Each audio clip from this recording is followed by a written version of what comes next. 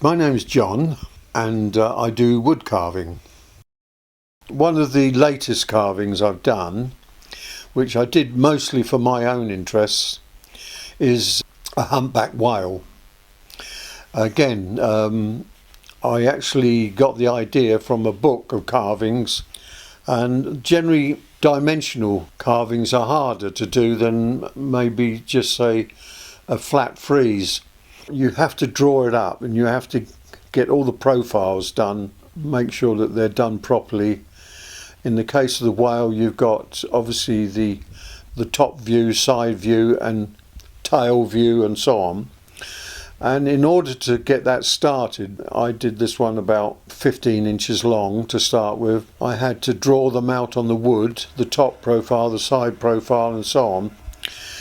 And then I had to choose the easiest profile that I can use the bandsaw on, and use a very thin blade, especially if you're going around curves.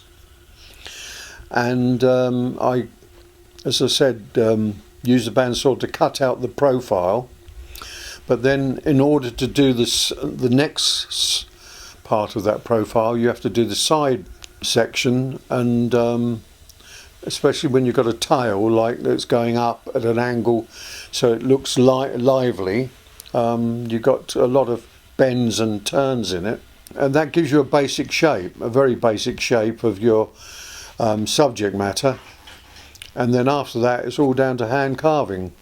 It's very difficult nowadays to get woods. Most wood merchants nowadays don't store hardwoods because they're very expensive to get. A lot of hardwoods come, as you most probably appreciate, from abroad.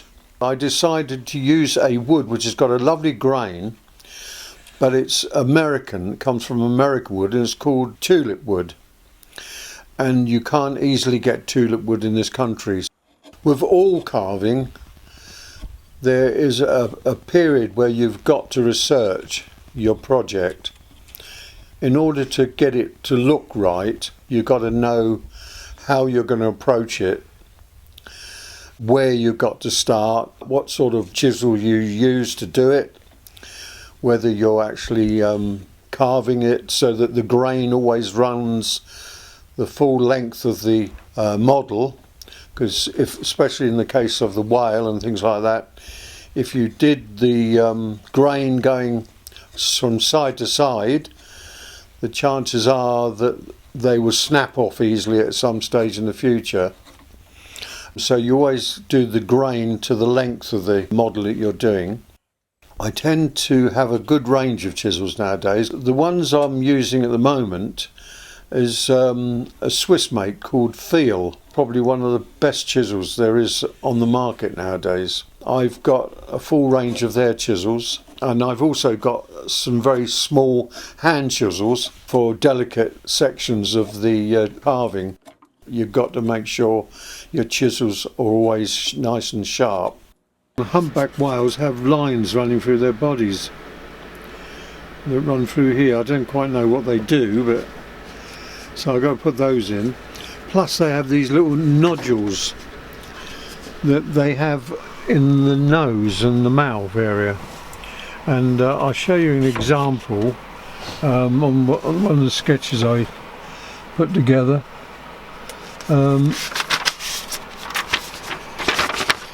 There's the lines that run through the front of the body work, but look, they have, these are all little nodules, they little lumps that stick out of its nose.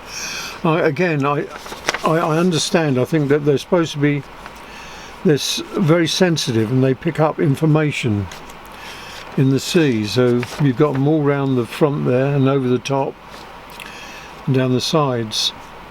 So I've got those to do, this to put in, and obviously put the pectoral fins in, and then